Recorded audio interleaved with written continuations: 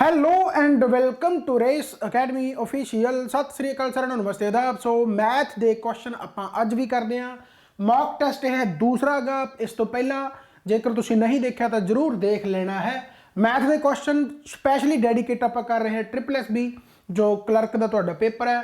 Most expected question ਆਪਾਂ ਕਰਾਂਗੇ। So channel ਤੇ ਨਵੇਂ ਹੋ ਤਾਂ ਚੈਨਲ ਨੂੰ ਸਬਸਕ੍ਰਾਈਬ ਕਰੋ, ਨਾਲ ਦੱਬਿਆ ਕਰੋ ਬੈਲ ਆਈਕਨ ਤਾਂ ਕਿ ਤੁਹਾਨੂੰ ਆਉਣ ਵਾਲੀਆਂ ਸਾਰੀਆਂ ਨੋਟੀਫਿਕੇਸ਼ਨਸ ਮਿਲ ਜਾਣ। ਤੇ ਬਾਕੀ ਗੱਲਾਂ ਬਾਤਾਂ ਆਪਾਂ ਲੈਕਚਰ ਦੇ ਵਿੱਚ ਵੀ ਕਰ ਲਾਂਗੇ। ਤੇ ਬਾਕੀ ਐਪਲੀਕੇਸ਼ਨ ਤੁਸੀਂ ਜ਼ਰੂਰ ਇੰਸਟਾਲ ਕਰ ਲਓ ਰੇਸ ਅਕੈਡਮੀ ਦੀ। ਜੇਕਰ ਤੁਸੀਂ ਨਹੀਂ ਕੀਤੀ, race academy official play store ਤੇ ਜਾ ਕੇ ਸਰਚ ਕਰੋ ਐਂਡ ਐਪਲੀਕੇਸ਼ਨ ਇੰਸਟਾਲ ਕਰੋ। ਠੀਕ ਹੈ, ਬਹੁਤ ਸਾਰੇ ਕੋਰਸ ਉੱਥੇ ਚੱਲ ਰਹੇ ਨੇ ਆਲਰੇਡੀ। ਜੇਕਰ ਤੁਸੀਂ ਜੁਆਇਨ ਕਰਨਾ ਚਾਹੁੰਦੇ ਤਾਂ ਕੋਈ ਨਾ ਕੋਈ ਕੋਰਸ ਤੁਹਾਡੇ ਫਾਇਦੇ ਦਾ ਤੁਹਾਨੂੰ ਮਿਲ ਹੀ ਜਾਣਾ ਹੈ। ਚਲੋ ਤੇ ਆਪਾਂ ਕਰਦੇ ਹਾਂ ਸਟਾਰਟ ਅੱਜ ਦੇ ਕੁਐਸਚਨ। ਹੋਪ ਸੋ ਤੁਸੀਂ ਕੱਲ ਵਾਲੇ ਕੁਐਸਚਨ ਜ਼ਰੂਰ ਕੀਤੇ ਹੋਣੇ ਨੇ, ਰਾਈਟ। ਤਾਂ ਚਲੋ ਕਰਦੇ ਹਾਂ। पहला क्वेश्चन ਤੁਹਾਡੀ ਸਕਰੀਨ ਦੇ ਉੱਤੇ ਭਾਈ ਆਪਣਾ खुद वीडियो पॉज करके ईमानदारी ਦੇ ਨਾਲ ਆਪਣਾ ਆਨਸਰ ਕੱਢ ਸਕਦੇ ਹੋ। ਤੇ ਮੈਂ ਤਾਂ ਕੁਐਸਚਨ ਸੋਲਵ ਕਰਵਾਉਣ ਆਇਆ ਹੀ ਹਾਂ। ਕੁਐਸਚਨ ਪਹਿਲਾ ਕੀ ਹੈ, ਕਹਿੰਦਾ ਕਿ ਸ਼ਾਪਕੀਪਰ ਹੈ, shopkeeper increases the selling price of an article by 7/8, right? Then the loss changes to profit and the value of percent profit is equal to 3/4 of the value of the loss percentage. Find the profit percent. Punjabi medium वाले सुन लो। कहता कि shopkeeper है जिन्हें selling price यानी कि जो vetch मुल है सैलिंग प्राइस उन्होंने इनक्रीज करता, किसी आर्टिकल के सैलिंग प्राइस को इनक्रीज करता। किमें करता? 7/8 7/8 ਦੇ ਨਾਲ ਇਨਕਰੀਜ਼ ਕਰਤਾ। ਕਹਿੰਦਾ ਉਸ ਤੋਂ ਬਾਅਦ ਜਿਹੜਾ ਉਹਨੂੰ ਲਾਸ ਹੋ ਰਿਹਾ ਸੀਗਾ ਉਹ ਇਨਕਰੀਜ਼, ਕਿਉਂਕਿ ਵੇਚ ਮੁੱਲ ਇਨਕਰੀਜ਼ ਕਰਤਾ, ਸੈਲਿੰਗ ਪ੍ਰਾਈਸ ਇਨਕਰੀਜ਼ ਕਰਤਾ। ਜਦ ਪਹਿਲਾਂ ਜਿਹੜਾ ਉਹਨੂੰ ਲਾਸ ਸੀਗਾ ਉਹ ਚੇਂਜ ਹੋ ਗਿਆ ਲਾਭ ਦੇ ਵਿੱਚ, ਪ੍ਰੋਫਿਟ ਦੇ ਵਿੱਚ ਚੇਂਜ ਹੋ ਗਿਆ। ਤੇ ਜਿਹੜੀ ਉਹ ਪਰਸੈਂਟ ਪ੍ਰੋਫਿਟ ਦੀ ਵੈਲਿਊ ਹੈ, ਦਾ ਵੈਲਿਊ ਆਫ ਪਰਸੈਂਟ ਪ੍ਰੋਫਿਟ, ਉਹ ਕਿਹਦੇ ਇਕੁਅਲ ਹੈ? ਉਹ 3/4 ਹੈ ਜਿਹੜਾ ਉਹਨੂੰ ਲਾਸ ਹੋਇਆ ਸੀ, ਉਸ ਲਾਸ ਪਰਸੈਂਟੇਜ ਦਾ 3/4 ਹੈ। ਤਾਂ ਦੱਸੋ ਕਹਿੰਦਾ ਪ੍ਰੋਫਿਟ ਪਰਸੈਂਟ ਕਿੰਨਾ ਗਾ। ਤਾਂ ਬਹੁਤ ਸੋਹਣਾ ਕੁਐਸਚਨ ਹੈ, ਕੋਈ ਬੜੀ ਵੱਡੀ ਗੱਲ ਹੈ ਨਹੀਂ ਗੀ। ਪਰ ਉਹੀ ਗੱਲ ਹੈ ਵੀ ਜੇਕਰ ਤੁਸੀਂ ਕੱਢੋਗੇ ਤਾਂ ਤੁਸੀਂ ਆਰਾਮ ਦੇ ਨਾਲ ਇਹਨੂੰ ਕੱਢ ਸਕਦੇ ਹੋ। ਬਸ ਲੈਂਗੁਏਜ ਥੋੜੀ ਜਿਹੀ ਟਿਪੀਕਲ ਜ਼ਰੂਰ ਹੈ, ਰਾਈਟ। ਧਿਆਨ ਦੇ ਨਾਲ ਦੇਖਿਓ। ਹੁਣ ਸ਼ਾਪਕੀਪਰ ਇਨਕਰੀਜ਼, ਯਾਨੀ ਕਹਿਣ ਦਾ ਮਤਲਬ ਕੀ ਆ ਕਿ ਜੇਕਰ ਸ਼ਾਪਕੀਪਰ ਨੇ ਸੈਲਿੰਗ ਪ੍ਰਾਈਸ ਆ ਜਿਹੜਾ ਉਹ 7/8 ਦੇ ਹਿਸਾਬ ਨਾਲ ਇਨਕਰੀਜ਼ ਕਰਤਾ, ਤਾਂ ਮੈਂ ਹਮੇਸ਼ਾ ਕਹਿੰਦਾ ਹੁੰਦਾ ਵੀ ਜਿਹੜੀ ਨਿਚਲੀ ਵੈਲਿਊ ਹੁੰਦੀ ਆ ਉਹ ਓਰੀਜਨਲ ਹੁੰਦੀ ਆ। ਯਾਨੀ ਜੇਕਰ ਉਹਦਾ ਪਹਿਲਾਂ ਸੈਲਿੰਗ ਪ੍ਰਾਈਸ ਜਿਹੜਾ ਓਲਡ ਸੀਗਾ, ਜੇਕਰ ਉਹ 8 ਰੁਪਏ ਸੀ ਤਾਂ ਉਹਨੇ 7 ਇਨਕਰੀਜ਼ ਕਰਤਾ, 7 ਇਨਕਰੀਜ਼ ਕਰਤਾ। ਤਾਂ ਇਹਦਾ ਮਤਲਬ ਜਿਹੜਾ ਨਿਊ ਸੈਲਿੰਗ ਪ੍ਰਾਈਸ ਆ ਗਿਆ ਉਹ ਕਿੰਨਾ ਆ ਗਿਆ? 15 ਆ ਗਿਆ। 8 ਤੇ 7 15। ਬਸ ਗੱਲਬਾਤ ਇੱਥੇ ਹੀ ਆ। ਹੁਣ ਸਾਰਾ ਕੁਐਸਚਨ ਹੋਰ ਨਿਬੜਿਆ, ਰਾਈਟ। ਯਾਨੀ ਕਹਿਣ ਦਾ ਮਤਲਬ ਜੇਕਰ ਸੈਲਿੰਗ ਪ੍ਰਾਈਸ ਓਲਡ 8 ਸੀਗਾ ਤਾਂ ਉਹਨੇ 7 ਇਨਕਰੀਜ਼ ਕਰਤਾ, ਯਾਨੀ ਨਵਾਂ ਸੈਲਿੰਗ ਪ੍ਰਾਈਸ 15 ਆ ਗਿਆ, ਰਾਈਟ ਹੋ ਗਿਆ।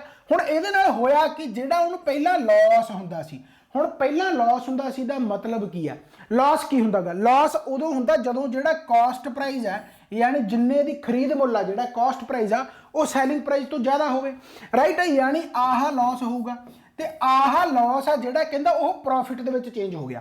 ਆਹ ਲਾਸ ਆ ਜਿਹੜਾ ਉਹ ਪ੍ਰੋਫਿਟ ਦੇ ਵਿੱਚ ਚੇਂਜ ਹੋ ਗਿਆ। ਤੇ ਪ੍ਰੋਫਿਟ ਕਦੋਂ ਹੋਊਗਾ? ਜਦੋਂ ਸੈਲਿੰਗ ਪ੍ਰਾਈਸ ਜ਼ਿਆਦਾ ਹੋਊਗਾ, ਯਾਨੀ ਆਪਾਂ ਵੇਚਿਆ ਜ਼ਿਆਦਾ ਤੋਂ ਹੋਊਗਾ।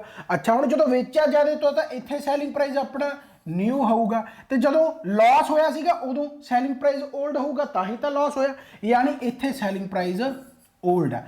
ਕਾਸਟ ਪ੍ਰਾਈਸ ਤਾਂ ਸੇਮ ਹੀ ਰਹੂਗਾ, ਤਾਂ ਹੀ ਤਾਂ ਆਪਾਂ ਕਾਸਟ ਪ੍ਰਾਈਸ ਨੂੰ ਦੇਖ ਕੇ ਕਹਿੰਦੇ ਆ ਵੀ ਜੇ ਤਾਂ ਜ਼ਿਆਦਾ 'ਚ ਵੇਚਤਾ ਤਾਂ ਲਾਭ ਹੋ ਗਿਆ, ਜੇ ਘੱਟ 'ਚ ਵੇਚਤਾ ਤਾਂ ਹਾਨੀ ਹੋ ਗਈ, ਲਾਸ ਹੋ ਗਿਆ, ਰਾਈਟ ਆ। ਤੇ ਇਹਨਾਂ ਦੀ ਵੈਲਿਊ ਆਪਾਂ ਨੂੰ ਦੇਖਿਆ, ਕਹਿੰਦਾ the value of the profit percent is equal to the 3/4 of the loss percent. यानी आह लॉस है तुहाडा, कॉस्ट प्राइस जो ज़्यादा है, ਇਹਦਾ 3/4 ਜਿਹੜਾ ਹੈਗਾ ਉਹ ਕਿਹਦੇ ਬਰਾਬਰ ਆ? ਪ੍ਰੋਫਿਟ ਪਰਸੈਂਟ ਦੇ ਬਰਾਬਰ ਆ। SP minus CP, SP minus CP। ਗੱਲਾਂ ਬਾਤਾਂ ਤਾਂ ਹੀ ਕਹਿਣਾ ਹੁਣ ਵੀ ਕਿਤੇ ਕੋਈ ਫਾਰਮੂਲਾ ਕੰਮ ਨਹੀਂ ਆਉਂਦਾ, ਕਨਸੈਪਟ ਕੰਮ ਆਉਂਦੇ। ਹੁਣ ਕਿਹੜਾ ਫਾਰਮੂਲਾ ਤੁਸੀਂ ਇੱਥੇ ਲਾਇਆ? ਕੋਈ ਨਹੀਂ ਲਾਇਆ। ਤਾਂ ਬਿਲਕੁਲ ਉਵੇਂ ਹੀ ਹੈ ਕਿ ਜਿਹੜਾ ਆਹ ਪ੍ਰੋਫਿਟ ਹੁਣ ਆਇਆਗਾ ਉਹ 3/4 ਆਫ ਦਾ ਲਾਸ ਪਰਸੈਂਟ ਹੈ, ਲਾਸ ਪਰਸੈਂਟ ਆ। ਬਸ ਆ ਗਿਆ, ਗੱਲਬਾਤ ਸੇਮ ਹੋ ਗਈ। ਤਾਂ ਹੁਣ ਕਰਕੇ ਦੇਖੋ, ਤਾਂ ਇਹ 3CP ਹੋ ਗਿਆ, 3SP ओल्ड। मैं वैल्यू ही पुट कर देना। SP ओल्ड सैलिंग प्राइस अपना ओल्ड कितना गा? 8 रुपये, राइट है। तो 3 8 कितना हो जाऊगा? 24 हो जाऊगा, राइट है। तो इधर कितना आ गया? SP तो न्यू है, आ 4 उधर चला जाऊगा तो 4 ਨਾਲ मल्टीप्लाई करांगे। नवा SP कितना अपना 15, तो 15 चौके कितना आ जाऊगा? 60 आ जाऊगा। एंड आही 4 है जो CP नाल गुणा हो जाऊगा, -4 CP आ गया, ਗੱਲਾਂ ਬਾਤਾਂ ਓਕੇ ਹੋ ਗਈਆਂ ਰਾਈਟ। ਅਤੇ ਹੁਣ ਤੁਹਾਡਾ ਕੁਐਸਚਨ ਸੋਲਵ ਹੋ ਗਿਆ। ਕਾਸਟ ਪ੍ਰਾइस ਨਿਕਲਿਆ यानी आह ਜਿਹੜਾ 4 CP है माइनस ਦਾ आ 3 CP इधर ले आओ भावें उधर ले जाओ 7 CP बन गया 7 CP ਤੇ आह 60 ਤੇ 24 जोड़ दो कितना बन जाऊगा 84 बन जाऊगा यानी कास्ट प्राइस 12 7 84 यानी कास्ट प्राइस ਤੁਹਾਡਾ 12 आ गया। ਕਾਸਟ ਪ੍ਰਾਈਸ ਤੁਹਾਡਾ 12 ਆ ਗਿਆ। ਕਾਸਟ ਪ੍ਰਾਈਸ ਤੁਹਾਡਾ 12 ਆ ਗਿਆ। ਆਪਾਂ ਨੂੰ ਪੁੱਛਿਆ ਕੀ ਆ ਫਾਈਂਡ ਦਾ ਪ੍ਰੋਫਿਟ ਪਰਸੈਂਟ। ਹੁਣ ਪ੍ਰੋਫਿਟ ਕਦੋਂ ਹੋਊਗਾ ਜਦੋਂ ਨਿਊ ਤੇ ਵੇਚੂਗਾ यानी 15 ਦਾ ਵੇਚੂਗਾ ਤੇ 15 ਤੇ ਜੇਕਰ ਵੇਚੂਗਾ ਤਾਂ ਕਿੰਨਾ ਜ਼ਿਆਦਾ ਵੇਚ ਰਿਹਾ ਹੈਗਾ 12 ਤੇ 3 15 यानी 3 रुपये ज़्यादा 3 गुणा 100 बटा कास्ट प्राइस यानी बटा 12 3 चौके 12 ਤੇ 4 25 यानी 25% ਦਾ ਜਿਹੜਾ ਪ੍ਰੋਫਿਟ ਹੋ ਰਿਹਾ यानी ਇਹਦਾ ਜਿਹੜਾ ਆਨਸਰ ਆ ਜਾਊਗਾ ਉਹ ਡੀ ਆਨਸਰ ਆ ਜਾਵੇਗਾ। यानी ਇਹਦਾ ਆਨਸਰ ਆ ਜਿਹੜਾ ਉਹ ਡੀ ਆ ਜਾਵੇਗਾ। ਸਮਝ ਲੱਗੀ ਭਾਈ। ਸੋ ਮੇਰੇ ਹਿਸਾਬ ਦੇ ਨਾਲ ਤੁਹਾਡੇ ਇਹ ਚੀਜ਼ਾਂ ਪੱਲੇ ਪੈ ਰਹੀਆਂ ਹੋਣਗੀਆਂ ਠੀਕ ਹੈ। ਕੁਛ ਨਹੀਂ ਹੈਗਾ ਬਹੁਤ ਸਿੰਪਲ ਜਿਹਾ ਕੁਐਸਚਨ ਹੈ। ਕਹਿੰਦਾ ਸ਼ਾਪਕੀਪਰ ਇਨਕਰੀਜ਼ਿੰਗ ਦਾ ਸੈਲਿੰਗ ਪ੍ਰਾਈਸ ਉਹਨੇ ਸੈਲਿੰਗ ਪ੍ਰਾਈਸ ਵਧਾਇਆਗਾ 7/8 यानी ਜੇ ओरिजिनल ਪਹਿਲਾਂ 8 ਰੁਪਏ ਚ ਵੇਚਦਾ ਸੀ ਹੁਣ 7/8 ਵਧਾਤਾ यानी 7 ਰੁਪਏ ਵੱਧ ਗਿਆ 8 ਤੇ 7 15 ਹੋ ਗਿਆ ਰਾਈਟ ਹੈ। ਤੇ ਉਸ ਤੋਂ ਬਾਅਦ ਆਪਾਂ ਨੂੰ ਕਹਿਤਾ ਕਿ ਜਿਹੜਾ ਲਾਸ ਸੀਗਾ ਉਹ ਪ੍ਰੋਫਿਟ ਦੇ ਵਿੱਚ ਚੇਂਜ ਹੋ ਗਿਆ। ਕਿਵੇਂ ਚੇਂਜ ਹੋ ਗਿਆ ਕਿ ਜਿਹੜੀ ਪ੍ਰੋਫਿਟ ਪਰਸੈਂਟ ਦੀ ਵੈਲਿਊ ਆ ਉਹ 3/4 ਆਫ ਦਾ ਲਾਸ ਪਰਸੈਂਟ ਆ ਗਿਆ। ਗੱਲ ਖਤਮ ਹੈ। ਤੇ ਇੱਥੋਂ ਆਪਾਂ ਸੀਪੀ ਦੀ ਵੈਲਿਊ ਕੱਢ ਲਈ सीपी की वैल्यू 12 आ गई तो जेकर प्रॉफिट कढ़ना तो 15 च बेचना पऊगा तो फिर 3 वध 3 गुणा 100 बटा 12 25% तुहाडा आंसर आ गया। इस तो सौखा क्वेश्चन कोई नहीं हो सकता। बस लैंगुएज समझनी है। लैंगुएज समझ गए लैंगुएज दी ही खेड़ आ। जिन्ने हुण तक आपां पेपर कीते आ जां जिन्ने पेपर मैं करवाए आ जां जिन्ने पेपर आए आ सारिਆਂ ਦੇ ਵਿੱਚ लैंगुएज ਦੀ खेड़ आ। सिलेबस तो बाहर या पैटर्न तो बाहर कदे नहीं आऊगा। जिवें हुण आह क्वेश्चन है ध्यान दे नाल देखो वीडियो पॉज करके पहले अपना टाइम जरूर लै लेना राइट है। हुण 2 की पावर 4 है माइनस 1 की पावर 2 है 2 की पावर 2 है माइनस 1 की पावर 2 है प्लस 4 की पावर 2 है फिर माइनस 3 की पावर 2 है प्लस 6 की पावर 2 है फिर माइनस 5 की पावर 2 है प्लस इत्थे होगा 8 की पावर 2 होगा फिर माइनस 7 की पावर 2 होगा फिर प्लस 10 की पावर 2 है तो फिर माइनस 9 की पावर 2 है। हुण इत्थे बहुत जाने 2 4 6 8 10 अड्ड कढ लैणगे 1 स्केयर 3 स्केयर 5 स्केयर 7 स्केयर ते 9 स्केयर अड्ड कढ लैणगे ते उदों बाद देख के झाकी जाणगे कि फार्मूला किहड़ा क्योंकि फार्मूले मैं फिर कहना कि फार्मूले नूं जिन्ना रट्टा लाओगे उन्ना ही तुहानूं ओह खराब करनगे। सिर्फ कंसैप्ट देखना कंसैप्ट देखो ध्यान दे नाल आह A square minus B square नहीं बन रहा A square minus B square देखो ध्यान दे नाल A square minus B square right A square minus B square A square minus B square A square minus B square A square minus B square बन रहा कि नहीं बन रहा कि A square minus B square की हुंदा गा A minus B and A plus B इहदा तुसीं छोटे हुंदे करदे आए हो ये तो तुसीं छोटे हुंदे करदे हो। हुण जदों ए माइनस बी करांगे तो 2 माइनस 1 की होगा 1 होगा 4 माइनस 3 की होगा 1 होगा 6 माइनस 5 की होगा 1 होगा 8 माइनस 7 की होगा 1 होगा 10 माइनस 9 की होगा 1 होगा ये तो सारा का डिफरेंस ही 1 है। तो जो 1 नूं किसी नाल मल्टीप्लाई कर दो कोई फर्क नहीं पैंदा यानी कल्ला की रह गया ए प्लस बी रह गया ए प्लस बी रह गया तो फिर तो आपां नूं क्वेश्चन ये इन्ना ज़्यादा आसान किमें हो गया। देखो हुण प्लस ही करना यानी 2 माइनस 1 1 ही रहूगा तो की हो गया है 2 ते 1 3 हो गया। हुण 3 गुणा 1 कर दो भावें ना करो प्लस 4 ते 3 7 हो गया 6 ते 5 11 हो गया 8 ते 7 15 हो गया 10 ते 9 19 हो गया। आंसर तुहाडे सामने पिया यानी 3 ते 10 3 ते 7 10 हो गया 10 ते 11 21 हो गया 21 ते 15 36 हो गए 36 ते 19 55 हो गया यानी 55 ਇਹਦਾ ਰਾਈਟ ਆਨਸਰ ਬਣ ਗਿਆ। ਇਸ ਤੋਂ ਸੌਖਾ ਕੀ ਹੋ ਸਕਦਾ ਹੈ। ਬਸ ਪ੍ਰੋਬਲਮ ਇਹ ਹੈ ਕਿ ਆਪਾਂ ਫਾਰਮੂਲੇ ਤੇ ਜ਼ਿਆਦਾ ਨਾ ਜ਼ੋਰ ਦਈਏ ਤਾਂ ਹੀ ਆਪਣੇ ਵਾਸਤੇ ਉਹ ਪ੍ਰੋਬਲਮ ਘੱਟ ਹੋ ਜੂਗੀ ਬਸ ਰਾਈਟ। ਫਾਰਮੂਲੇ ਮੈਂ ਇਹ ਨਹੀਂ ਕਹਿੰਦਾ ਕਿ ਕੰਮ ਨਹੀਂ ਆਉਂਦੇ ਪਰ ਕੋਸ਼ਿਸ਼ ਕਰੋ ਕਿ ਫਾਰਮੂਲੇ ਤੇ ਆਪਾਂ ਬੇਸਡ ਨਾ ਰਜਾਈਏ। 99% ਤੁਹਾਡੇ ਕਨਸੈਪਟ ਬੇਸਡ ਦਾ ਪੇਪਰ ਦੇ ਵਿੱਚ ਤਾਂ ਪੱਕਾ ਹੀ ਕਨਸੈਪਟ ਆਉਂਦੇ ਆ ਤੁਹਾਨੂੰ ਐਗਜ਼ਾਮੀਨਰ ਪਾਉਂਦਾ ਹੀ ਇਸ ਕਰਕੇ ਇਹੋ ਜਿਹੇ ਕੁਐਸਚਨ ਆ ਕਿ ਤੁਸੀਂ ਕਿਤੇ ਰੱਟੇ ਵਾਲੇ ਬੰਦੇ ਤਾਂ ਨਹੀਂ ਹੈਗੇ ਵੀ ਫਾਰਮੂਲੇ ਤੇ ਰੱਟੇ ਤਾਂ ਨਹੀਂ ਲਾਈ ਬੈਠੇ ਰਾਈਟ। ਸੋ ਸਿੱਧਾ ਸਿੱਧਾ ਆਨਸਰ ਤੁਹਾਡੇ ਸਾਹਮਣੇ ਪਿਆ। ਇਸ ਤੋਂ ਬਾਅਦ ਕੁਐਸਚਨ ਦੇਖੋ ਭਾਈ 2 trains whose ratio of speed ਕਹਿੰਦਾ 5:7 यानी इन्हां दी जिहड़ी स्पीड आ उन्हां दा अनुपात 5:7 7 ਹੈ। ਕਹਿੰਦਾ ਉਹ ਕ੍ਰਾਸ ਕਰਦਾ ਕਿਸੇ ਵਰਟੀਕਲ ਪੋਰ ਨੂੰ 12 ਸਕਿੰਟ ਦੇ ਵਿੱਚ, ਯਾਨੀ ਆਹ ਕਰਦਾ 12 ਸਕਿੰਟ ਦੇ ਵਿੱਚ ਤੇ ਦੂਸਰਾ ਜਿਹੜਾ ਕਰਦਾਗਾ ਉਹ 15 ਸਕਿੰਟ ਦੇ ਵਿੱਚ ਕਰਦਾਗਾ, ਯਾਨੀ ਕਿਸੇ ਪੋਲ ਨੂੰ ਕ੍ਰਾਸ ਕਰਦੇ ਆ ਉਹ 12 ਸਕਿੰਟ 'ਚ ਕਰ ਗਿਆ, ਉਹ 15 ਸਕਿੰਟ 'ਚ ਕਰ ਗਿਆ, ਰਾਈਟ ਆ। ਤਾਂ ਕਹਿੰਦਾ ਦੱਸੋ find the time in which they will cross each other, ਇੱਕ ਦੂਸਰੇ ਨੂੰ ਕ੍ਰਾਸ ਕਰਨ ਤੇ ਆਪੋਜ਼ਿਟ ਡਾਇਰੈਕਸ਼ਨ ਦੇ ਵਿੱਚ ਕ੍ਰਾਸ ਕਰਨ। बहुत सौखा है, राइट है। हुण सीधी जी गल है, जे मैं इनू 5x मान ला तो इनू मैं 7x मान ला, यानी स्पीड मैं पहली ट्रेन की 5x मान ली तो दूसरी ट्रेन की मैं 7x मान ली। हुण आह तुहाडी स्पीड है तो आह तुहाडा टाइम है, तो स्पीड इंटू टाइम की हुंदा गा, डिस्टेंस हुंदा। तो आप डिस्टेंस कढ़ सकते कि नहीं कढ़ सकते, बिल्कुल कढ़ सकते हैं। यानी पहली ट्रेन ने दूरी कितनी तय की, हुण दूरी वो आपकी लेंथ ही तय करू, डिस्टेंस आ जी ट्रेन की लेंथ ही आऊगी। देखो मैं कल भी एक क्वेश्चन कराया जिहदे मैं पोल दसदा सी कि पोल की लेंथ आ जी ट्रेन के सामने नैगलिजिबल है, यानी जो पोल नूं ट्रेन कोई क्रॉस करूगी तो ट्रेन सिर्फ अपनी लेंथ नूं ही क्रॉस कर रही है।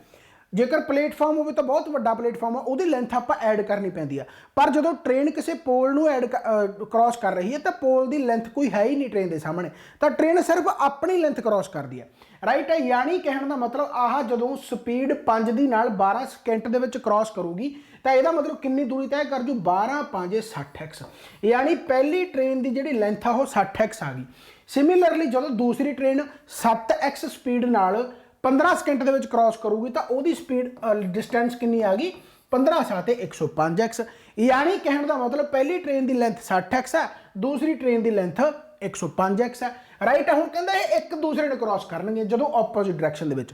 हुण एक ट्रेन आह एक ट्रेन आह ऑपोजिट डायरैक्शन है, जो एक दूसरे ने क्रॉस करनगे तो इन्हां दी लेंथ ऐड होगी, यानी आह ट्रेन है जिहड़ी इह आपदी लेंथ नूं तां क्रॉस कर ही रही है, इस ट्रेन को भी क्रॉस करूगी, यानी दोनों की लेंथ ऐड होगी, यानी जो एक दूसरे ने क्रॉस करनगियां तो दोनों की लेंथ ऐड होगी, यानी 60x प्लस 105x। अच्छा हुण ऑपोजिट है, ऑपोजिट जो भी होंगी है तो स्पीडा ऐड होंगी, रैलेटिव स्पीड प्लस होंगी है। जो तुसी किसी सफ़र करते हो तो जो तुसी एक बस के बैठो तो जो दूसरे पासे बस आती है तो इक्को दम निकलती है, तो सिमिलरली जो तुसी सेम तुहाडी सेम डायरैक्शन जाती है तो हौली हौली तुसी विच कई बार आपका जान पछाण का बंदा भी लभ लेंगे, राइट है। यानी ये ऑपोजिट डायरैक्शन है तो स्पीडा ऐड होणगियां, तो स्पीड मैं मनी है 5x, स्पीड मैं मनी है 7x, यानी यदा कितना आ गया 12x आ गया, राइट है। 160 ते 165x आ गया, राइट है, बटा 12x आ गया, यानी कहने का मतलब इन्ने टाइम चो क्रॉस कर जाएंगे, इन्ने टाइम चो क्रॉस कर जाएंगे, राइट है। तो 12 1 12 आ गया, 12 30 36 आ गया, 13 पॉइंट समथिंग आऊगा, यानी 13.75 तुहाडा आंसर पिया। एक दूसरे ने क्रॉस करनगे तो उन्होंने लेंथ कितनी क्रॉस करनी पऊगी, 165x, स्पीडा ऐड कर देनी है 12x, तो 165 बटे 12 13.75 आंसर तुहाडे सामने पिया, राइट है। सो बहुत ज़्यादा सौखा क्वेश्चन है, इन्ना डिटेल दे इसे करके कराना पैंदा ताकि हर एक नूं समझ लग सके। मैनूं पता है बहुत सारे स्टूडेंट पुराने हैं जिन्होंने ऑलरेडी अपना मैथ सारा किया होया, राइट है। जो तुसीं भी मैथ करना चाहते तो एप्लीकेशन इंस्टॉल करो, बहुत तगड़े तरीके नाल उत्थे मैथ कराया हो, ईवन कि जीके भी बहुत तगड़े तरीके नाल कराई हुई है, पढ़ के देखो कि ना स्वाद आऊगा, राइट है। चलो खैर कहना हुण एवरेज एज ऑफ हसबैंड उहदी wife and their 2 children is 21 year, यानी 21 ईयर, यानी 4 जणिਆਂ की जी एवरेज आ, हसबैंड हो गया, उहदी वाइफ होगी तो 2 चिल्ड्रन हो गए, इन्हां दी जी एवरेज आ वो कितनी है जी 21 है, एवरेज जी हैगी 21 आ। हुण जे मैं जोड़ करना हो आप एवरेज किवें कढदे हुणे, husband plus wife plus 2 children बटा 4 करांगे, आही 4 उधर जाके मल्टीप्लाई हो जाऊगा, मैं सीधा 4 नाल मल्टीप्लाई कर देना, राइट है। यानी जेकर उन्हां दी एवरेज 21 आ तो उन्हां दा जिहड़ा जोड़ है सारियां दी जेकर मैं एज जोड़दा तो 21 गुणा 4 कितना आ जाऊगा 84 आ जाऊगा, बहुत सिंपल है। हुण कहंदा his wife is just 3 years younger than him, यानी हसबैंड तो जी वाइफ आ वो सिर्फ 3 साल छोटी है, ओके हो गया। And his wife was 23 when his son was born, यानी वाइफ आ जी 23 सालों की सी ते हसबैंड किन्ने दा होगा फिर 26 दा होगा, हसबैंड किन्ने दा होगा 26 दा होगा, बहुत सिंपल है। तो इस टाइम की होया, इस टाइम इन्हां दे घरे काके दा जन्म होया जिहड़ा कि मुंडा सी, ਰਾਈਟ ਹੈ। ਯਾਨੀ ਕਿ ਜਦੋਂ ਇਹਦੀ ਵਾਈਫ 23 ਸਾਲਾਂ ਦੀ ਸੀ ਉਦੋਂ ਮੁੰਡੇ ਦਾ ਜਨਮ ਹੋਇਆ। ਓਬਵੀਅਸ ਗੱਲ ਹੈ ਕਿ ਆਪਾਂ ਹਸਬੈਂਡ ਕੱਢ ਲਿਆ, ਕਿਉਂ? ਕਿਉਂਕਿ ਆਪਾਂ ਨੂੰ ਦਿੱਤਾ ਹੋਇਆ ਕਿ ਜਿਹੜੀ ਉਹਦੀ ਵਾਈਫ ਆ ਉਹ 3 ਸਾਲ ਛੋਟੀ ਆ। ਮੈਂ ਫੇਰ ਕਹਿੰਦਾ ਕਿ ਜਿਵੇਂ ਬੋਲਦਾ ਕੁਐਸਚਨ ਸਿੰਪਲ ਉਵੇਂ ਕਰਨਾ, ਕੋਈ ਫਾਰਮੂਲੇ ਦੀ ਲੋੜ ਨਹੀਂ। ਰਾਈਟ ਆ। ਤਾਂ ਹਸਬੈਂਡ 26 ਦਾ, ਵਾਈਫ ਹੈਗੀ 23 ਦੀ, ਮੁੰਡਾ ਹੋ ਗਿਆ ਪੈਦਾ। ਰਾਈਟ ਹੋ ਗਿਆ। ਹੁਣ ਕਹਿੰਦਾ ਹੀ ਵਾਜ਼ 34 ਈਅਰਸ ਓਲਡ, ਜਿਹੜਾ ਹਸਬੈਂਡ ਸੀ ਉਹ 34 ਸਾਲਾਂ ਦਾ ਸੀ ਜਦੋਂ when his daughter was born, ਜਦੋਂ ਕੁੜੀ ਪੈਦਾ ਹੋਈ। ਯਾਨੀ ਜਦੋਂ ਹਸਬੈਂਡ 34 ਦਾ ਹੋਊਗਾ, ਜਦੋਂ ਹਸਬੈਂਡ 34 ਦਾ ਹੋਊਗਾ, ਯਾਨੀ 26 ਤੋਂ 34 ਤੱਕ ਕਿੰਨੇ ਸਾਲ ਲੱਗ ਜਾਣਗੇ? 8 ਸਾਲ। ਇਹਦਾ ਮਤਲਬ ਮੁੰਡਾ ਕਿੰਨੇ ਸਾਲਾਂ ਦਾ ਹੋ ਗਿਆ? ਇੱਥੇ 8 ਸਾਲਾਂ ਦਾ ਹੋ ਗਿਆ। ਮੁੰਡਾ ਕਿੰਨੇ ਸਾਲਾਂ ਦਾ ਹੋ ਗਿਆ? 8 ਸਾਲਾਂ ਦਾ। ਕਦੋਂ ਭਲਾ? ਜਦੋਂ ਉਹਦੀ ਭੈਣ ਯਾਨੀ ਕਿ ਕੁੜੀ ਦੀ, ਯਾਨੀ ਕਿ ਕੁੜੀ ਦਾ ਬਰਥ ਹੋਇਆ। ਤੇ ਇੱਥੇ ਵਾਈਫ ਕਿੰਨੇ ਦੀ ਹੋਊਗੀ? ਵਾਈਫ 3 ਸਾਲ ਛੋਟੀ ਆ, ਤਾਂ ਵਾਈਫ 31 ਦੀ ਹੋਊਗੀ। ਯਾਨੀ ਮੁੰਡਾ 8 ਸਾਲਾਂ ਦਾ, ਤੇ ਇੱਥੇ ਜਦੋਂ 34 ਤੇ 31 ਦੇ ਹੋਏ, ਇੱਥੇ ਹੁਣ ਇਹਨਾਂ ਦੀ ਕੁੜੀ ਦਾ ਜਨਮ ਹੋ ਗਿਆ। ਰਾਈਟ, ਅ ਡਾਟਰ ਵਾਜ਼ ਬੋਰਨ। ਓਕੇ ਹੋ ਗਿਆ। ਬਹੁਤ ਸਿੰਪਲ ਆ, ਦੇਖੋ ਜਿਵੇਂ ਜਿਵੇਂ ਬੋਲੀ ਜਾਂਦਾ ਮੈਂ ਉਵੇਂ ਉਵੇਂ ਕੀਤਾ। ਰਾਈਟ। ਹੁਣ ਕਹਿੰਦਾ find the average age of husband and his son, ਯਾਨੀ ਹਸਬੈਂਡ ਤੇ ਸਨ ਦੀ ਜਿਹੜੀ ਹੁਣ ਐਵਰੇਜ ਆ ਉਮਰ ਦੀ ਉਹ ਕੱਢਣੀ ਜਦੋਂ when his daughter is born, ਯਾਨੀ ਕਿ ਜਦੋਂ ਕੁੜੀ ਦਾ ਜਨਮ ਹੋਇਆ। ਹੁਣ ਕੁੜੀ ਦਾ ਜਨਮ ਇੱਥੇ ਹੋਇਆ, ਮੁੰਡਾ ਇੱਥੇ ਕਿੰਨੇ ਸਾਲਾਂ ਦਾ ਹੋ ਚੁੱਕਿਆ? 8 ਸਾਲਾਂ ਦਾ। 8 ਸਾਲਾਂ ਦਾ ਹੋ ਗਿਆ। ਪਲੱਸ ਪਿਤਾ ਕਿੰਨੇ ਸਾਲਾਂ ਦਾ? ਹਸਬੈਂਡ ਜਿਹੜਾ ਪਿਤਾ ਕਿੰਨੇ ਸਾਲਾਂ ਦਾ? ਉਹ 34 ਸਾਲਾਂ ਦਾ। ਰਾਈਟ। ਆਪਾਂ ਨੂੰ ਕੀ ਪੁੱਛਿਆ ਗਿਆ? ਹਸਬੈਂਡ ਤੇ ਹਿਜ਼ ਸਨ ਦੀ ਪੁੱਛਿਆ, ਯਾਨੀ ਕਿ 34 ਤੇ 8 ਕਿੰਨਾ ਹੋ ਜਾਊਗਾ? ਇਹ 42 ਹੋ ਜਾਊਗਾ। ਦੋਨਾਂ ਦੀ ਐਵਰੇਜ ਕੱਢਣੀ ਆ ਤਾਂ ਫਿਰ ਕੀ ਆ ਜਾਊਗਾ? 21 ਸਾਲ ਐਵਰੇਜ ਆ ਜੂਗੀ, ਯਾਨੀ 21 ਈਅਰਸ ਇਹਦਾ ਆਨਸਰ ਆ ਗਿਆ। ਰਾਈਟ ਹੋ ਗਿਆ ਕਿ ਨਹੀਂ? ਕਿੰਨਾ ਜ਼ਿਆਦਾ ਸੌਖਾ ਗਾ। ਜਿਵੇਂ ਜਿਵੇਂ ਬੋਲੀ ਗਿਆ ਮੈਂ ਉਵੇਂ ਉਵੇਂ ਕਰੀ ਗਿਆ, ਕੋਈ ਮੈਨੂੰ ਦਿਮਾਗ ਜ਼ਿਆਦਾ ਲਾਉਣ ਦੀ ਲੋੜ ਨਹੀਂ ਪਈ। ਕਈ ਵਾਰੀ ਆਪਾਂ ਦਿਮਾਗ ਵੀ ਜ਼ਿਆਦਾ ਲਾ ਜਾਂਦੇ ਹਾਂ। ਰਾਈਟ। ਹੁਣ ਗਾਹਾਂ ਵਾਲਾ ਕੁਐਸਚਨ ਹੈ, ਇਹ ਇਹੋ ਜਿਹਾ ਕੁਐਸਚਨ ਹੈ ਜਿਹਨੇ ਕੀਤਾ ਹੋਇਆ ਇੱਕ ਵਾਰੀ, ਇੱਕ ਜਾਂ ਦੋ ਵਾਰੀ। ਰਾਈਟ। ਉਹ ਤਾਂ ਇਸ ਕੁਐਸਚਨ ਨੂੰ ਨਹੀਂ ਛੱਡਦਾ, ਤੇ ਜੇ ਨਹੀਂ ਕੀਤਾ ਹੋਇਆ ਤਾਂ ਪੱਕੀ ਗੱਲ ਆ ਪੇਪਰ ਦੇ ਵਿੱਚ ਨਹੀਂ ਨਿਕਲਦਾ। ਬਾਹਲਾ ਜੇਕਰ ਤੁਹਾਨੂੰ ਲੱਗਦਾ ਤਾਂ ਇੱਕ ਵਾਰੀ ਆਏ ਕਰੋ, ਵੀਡੀਓ ਪੌਜ਼ ਕਰੋ ਤੇ ਕੱਢ ਕੇ ਦੇਖੋ। ਮੈਂ ਸ਼ੋਰਿਟੀ ਦਿੰਦਾ ਕਿ ਜੇਕਰ 15 ਜਣੇ ਇਸ ਕੁਐਸਚਨ ਨੂੰ ਲਗਾਤਾਰ ਇੱਕ ਟਾਈਮ ਦੇ ਵਿੱਚ ਕਰ ਰਹੇ ਆ ਤਾਂ ਮੈਨੂੰ ਲੱਗਦਾ ਵੀ 14 ਜਣਿਆਂ ਦਾ ਗਲਤ ਹੋ ਸਕਦਾ ਜਾਂ ਉਹਨਾਂ ਤੋਂ ਨਿਕਲਣਾ ਨਹੀਂ। ਬਾਕੀ ਹਾਂ ਠੀਕ ਹੈ, ਜੇਕਰ ਤੁਸੀਂ ਪੜ੍ਹੇ ਹੋਏ ਹੋ, ਮੇਰੇ ਤੋਂ ਪਹਿਲਾਂ ਹੀ ਕੀਤੇ ਹੋਏ ਆ, ਫਿਰ ਅੱਡ ਗੱਲ ਆ। ਰਾਈਟ। ਚਲੋ, if payment of 1740 after 5 years, ਜੇਕਰ ਕਹਿੰਦਾ 5 ਸਾਲਾਂ ਬਾਅਦ ਪੇਮੈਂਟ ਜਿਹੜੀ 1740 ਦੀ ਆ ਉਹ ਪੇ ਕਰਨੀ ਹੋਵੇ, is to be paid in equal annual installment ਦੇ ਵਿੱਚ। ਐਨੂਅਲ ਇੰਸਟਾਲਮੈਂਟ ਦੇ ਵਿੱਚ if the rate of interest 8% per Ennum, then ਕਹਿੰਦਾ ਕੱਲੀ ਕੱਲੀ ਇੰਸਟਾਲਮੈਂਟ ਦੱਸੋ ਕਿੰਨੀ ਹੈ। ਬਹੁਤ ਹੀ ਜ਼ਿਆਦਾ ਸਿੰਪਲ ਕੁਐਸਚਨ ਹੈ ਪਰ ਥੋੜਾ ਜਿਹਾ ਟ੍ਰਿਕੀ ਹੈ ਕਿਉਂਕਿ ਲੈਂਗੁਏਜ ਦੇ ਵਿੱਚ ਉਲਝਾਇਆ ਹੋਇਆ। ਕਾਫੀ ਜਣ ਕਹਿਣਗੇ ਕਿ ਜੇਕਰ 1740 ਰੁਪਏ ਉਹਨੇ ਦੇਣੇ ਆ ਤਾਂ 5 ਸਾਲਾਂ ਦਾ ਇੰਟਰਸਟ ਕੱਢ ਲਓ ਜੀ, 5 ਸਾਲਾਂ ਦਾ ਇੰਟਰਸਟ ਕੱਢ ਲਓ ਤੇ ਉਹਨੂੰ 5 ਨਾਲ ਵੰਡ ਦਿਓ ਤੇ ਉਹਨਾਂ ਯਾਨੀ ਕਿ ਕੱਲਾ ਯਾਨੀ ਕਿ ਜਿਹੜਾ ਕੱਲਾ ਕੱਲਾ ਇੰਟਰਸਟ ਆ ਜਾਊਗਾ। ਪਰ ਐਵੇਂ ਨਹੀਂ। ਰਾਈਟ। ਕੁਐਸਚਨ ਅਸਲ ਦੇ ਵਿੱਚ ਕੀ ਕਹਿਣਾ ਚਾਹੁੰਦਾ ਹੈਗਾ? ਅਸਲ ਦੇ ਵਿੱਚ ਕੁਐਸਚਨ ਇਹ ਕਹਿੰਦਾ ਹੈਗਾ ਵੀ ਕੁਛ ਤੁਸੀਂ ਇੰਸਟਾਲਮੈਂਟ ਦੇ ਰਹੇ ਹੋ ਜਿਹਨੂੰ ਮੈਂ ਇੰਸਟਾਲਮੈਂਟ ਨੂੰ 100% ਮੰਨ ਲੈਣਾ। ਮੰਨ ਲਓ ਤੁਸੀਂ 1740 ਰੁਪਏ ਕਿਸੇ ਨੂੰ ਚੁਕਾਉਣੇ ਆ, 1740 ਰੁਪਏ ਤੁਸੀਂ ਕਿਸੇ ਨੂੰ ਚੁਕਾਉਣੇ ਆ ਤੇ ਤੁਹਾਡਾ ਜਿਹੜਾ ਐਨੂਅਲ ਕਹਿੰਦਾ ਇਕੁਅਲ ਇੰਸਟਾਲਮੈਂਟ ਉਹਨਾਂ ਨੇ ਬੰਨਤੀ ਵੀ ਇੰਨੇ ਤਾਂ ਤੁਸੀਂ ਦੇਣੇ ਹੀ ਦੇਣੇ ਆ। ਐਨੂਅਲ ਇਕੁਅਲ ਇੰਸਟਾਲਮੈਂਟ ਤੁਹਾਡੀ ਬੰਨਤੀ। ਤੁਸੀਂ ਪਹਿਲੇ ਸਾਲ ਜਦੋਂ ਯਾਨੀ ਜਦੋਂ ਸ਼ੁਰੂਆਤ ਹੋਈ ਜਿਵੇਂ ਮੰਨ ਲਓ ਅੱਜ ਤੋਂ ਸ਼ੁਰੂਆਤ, ਹੁਣ ਅੱਜ ਤੋਂ ਕੋਈ ਸਾਲ ਤਾਂ ਹੋਇਆ ਨਹੀਂ, ਅੱਜ ਤੋਂ ਸ਼ੁਰੂਆਤ ਆ, ਤੁਸੀਂ ਪਹਿਲੇ ਦਿਨ ਯਾਨੀ ਇੰਸਟਾਲਮੈਂਟ ਆਪਣੀ ਸਟਾਰਟ ਕੀਤੀ, ਕਿਹਾ ਭਾਈ ਆਹ ਚੱਕ 100% ਰੁਪਈਆ, ਯਾਨੀ 100% ਦੇਤਾ ਤੁਸੀਂ ਜਿੰਨੀ ਵੀ ਇੰਸਟਾਲਮੈਂਟ ਆ ਜਿਹਦਾ ਆਪਾਂ 100% ਦੀ ਵੈਲਿਊ ਕੱਢਾਂਗੇ ਇਹਨਾਂ ਦੇ ਵਿੱਚ ਜਿਹੜਾ ਆਨਸਰ ਆ। ਮੰਨ ਲਓ ਤੁਸੀਂ ਕਿਹਾ ਵੀ ਭਾਈ ਆਹ 100% ਰੁਪਈਆ ਗਾ, ਠੀਕ ਹੈ, ਮੈਂ ਅੱਜ ਤੋਂ ਕਰ ਦਾਂਗਾ ਸਟਾਰਟ ਤੇ ਮੇਰਾ 8% ਪਰ ਇਹਨ ਤੇ ਪਰ ਐਨਮ ਦੇ ਹਿਸਾਬ ਨਾਲ ਇੰਟਰਸਟ ਹੈ। ਤਾਂ ਉਹਨੇ ਜਦੋਂ ਸ਼ੁਰੂਆਤ ਕੀਤੀ ਤਾਂ ਉਹਨੇ 100% ਦੇਤਾ, ਯਾਨੀ ਆਹ ਤੁਹਾਡਾ 100% ਐਜ਼ ਇਟ ਇਜ਼ ਚਲਿਆ ਗਿਆ। ਹੁਣ ਇੰਸਟਾਲਮੈਂਟ ਤਾਂ ਇਕੁਅਲ ਹੈ, ਇਕੁਅਲ ਇੰਸਟਾਲਮੈਂਟ ਆ ਤਾਂ 100% ਤਾਂ ਤੁਸੀਂ ਹਜੇ ਵੀ ਦੇ ਹੀ ਰਹੇ ਹੋ, ਉਹੀ ਇੰਸਟਾਲਮੈਂਟ ਆ ਜਿਹੜੀ ਉਹ ਤੁਸੀਂ ਹਜੇ ਵੀ ਦੇ ਰਹੇ ਹੋ। ਪਰ ਹੁਣ ਜਦੋਂ ਸਾਲ ਹੋ ਗਿਆ, ਜਦੋਂ ਸਾਲ ਹੋ ਗਿਆ ਤਾਂ ਤੁਹਾਡਾ 8% ਪਰ ਐਨਮ ਦੇ ਹਿਸਾਬ ਨਾਲ ਸਾਲ ਦਾ ਇੰਟਰਸਟ ਪਊਗਾ। ਹੁਣ 100 ਤੇ 1 ਸਾਲ ਦਾ 8% ਦੇ ਹਿਸਾਬ ਨਾਲ ਕਿੰਨਾ ਪਊਗਾ? 100% ਦਾ 1 ਸਾਲ ਦੇ ਨਾਲ 8% 8 ਰੁਪਏ ਹੀ ਹੋਊਗਾ। ਰਾਈਟ ਹੈ, ਯਾਨੀ 8% ਹੋ ਗਿਆ, ਯਾਨੀ ਇਹ ਟੋਟਲ ਕਿੰਨਾ ਹੋ ਗਿਆ ਭਾਈ? 108%। 108%। ਰਾਈਟ ਹੈ। होर जे मैं मान लो सिंपल तरीके दे नाल तुहानूं समझावां, होर आपां 100% का खड़ा छड्ड दो जे तुहानूं परसेंट रुझा रहा। मैं मानदा कि इक्वल इंस्टॉलमेंट 100 रुपया, बहुत सिंपल तरीके दे नाल। मैनूं इंस्टॉलमेंट पता नहीं, मैं इंस्टॉलमेंट आपां बाद दे विच कढ लांगे। मैं फिलहाल 100 रुपया इंस्टॉलमेंट मान ली कि भाई मैं अज 100 रुपया दिना तो मैं तैनूं 1740 रुपये 50 साल बाद दे दूंगा 8% ब्याज की दर से। अज मैं स्टार्ट किया तो 100 रुपया मैं देता, यानी वो कहता भी तेरा 100 रुपया मेरे को आ गया, राइट है, ओके हो गया। इदों बाद कहता भी 100 रुपया तो मेरी इक्वल इंस्टॉलमेंट हैगी आ, प्लस 1 साल का ब्याज पै गया 8। हुण 8% 100 तो कितना होगा, 8 रुपये होगा। तो कहता भाई तेरे 108 रुपये मेरे को आ गए। उदों बाद 100 रुपया इक्वल इंस्टॉलमेंट तो हजे भी इक्वल इंस्टॉलमेंट उही आ। हुण कहता 2 साल हो गए जी, कहता 2 सालों का मेरा 8 दूनी 16 हो गया, तो कहता जी मेरे को 116 रुपये आ गए। उदों बाद कहता जी 100 रुपया हो रहा, तो कहता हुण 3 साल हो गए तो 8% के हिसाब नाल 8 तिया 24%, यानी 24 रुपये पैणगे तो 124 हो गया जी, राइट। उदों बाद कहता जी 100 प्लस 8 चौका 32, यानी कितना होगा तुहाडा 132 हो गया।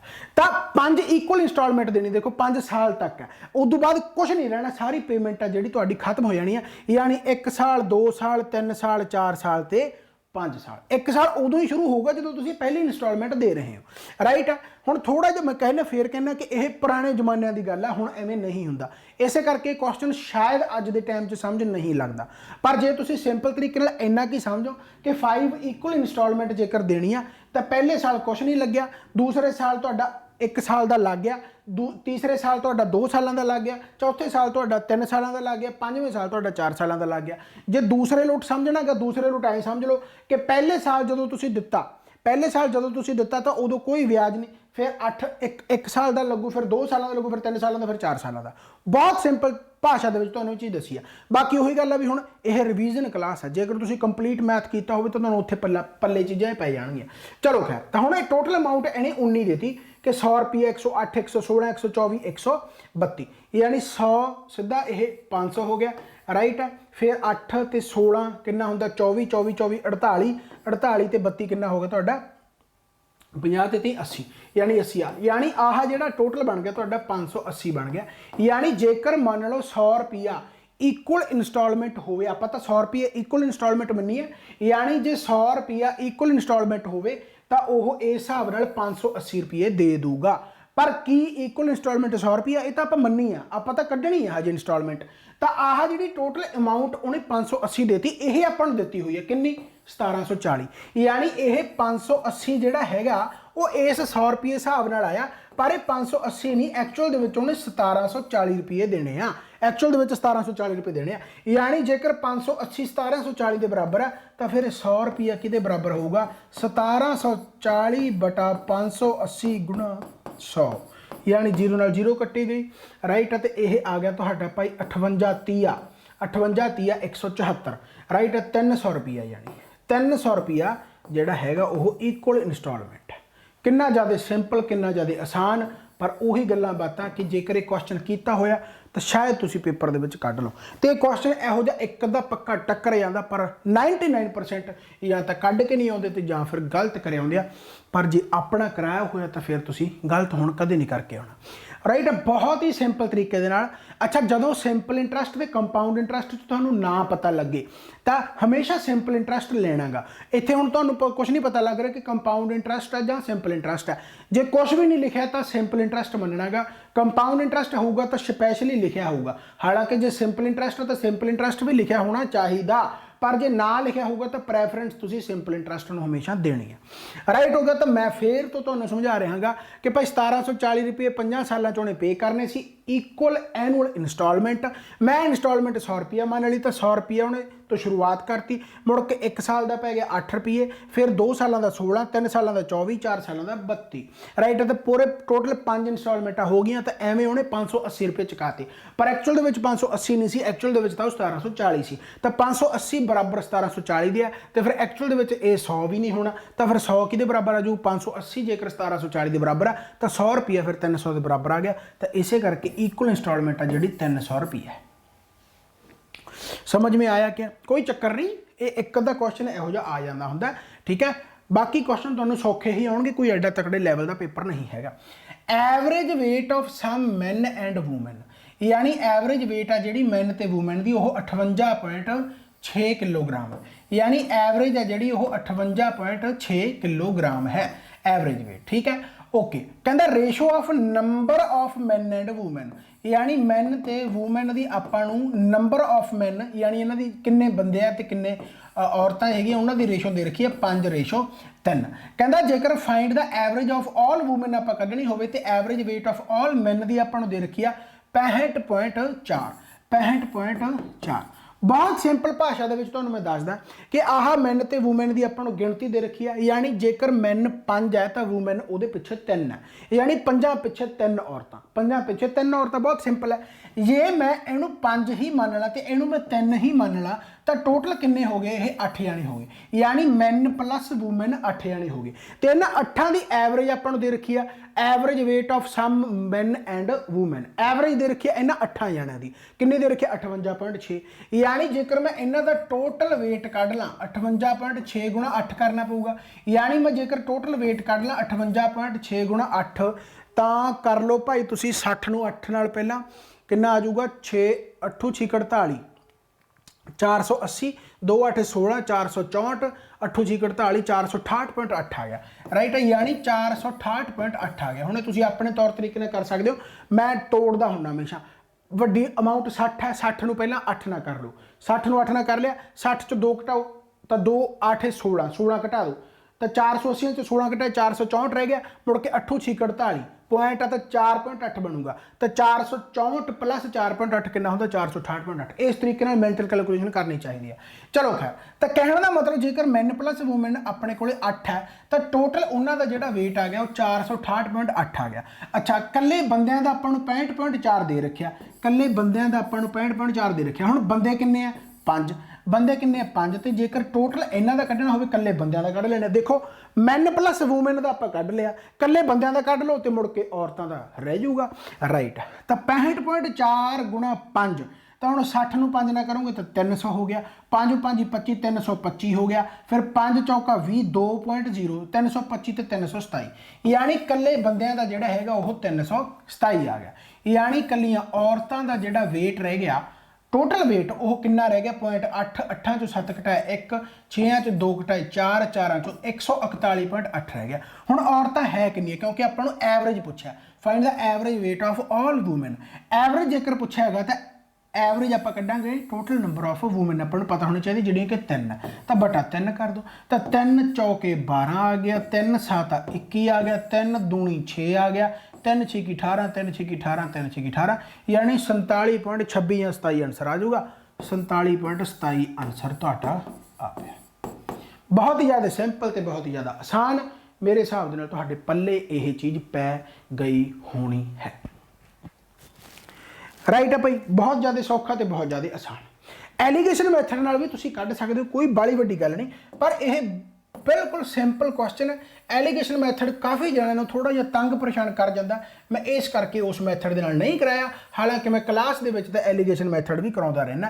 करना चाहुंदे तो कर लो।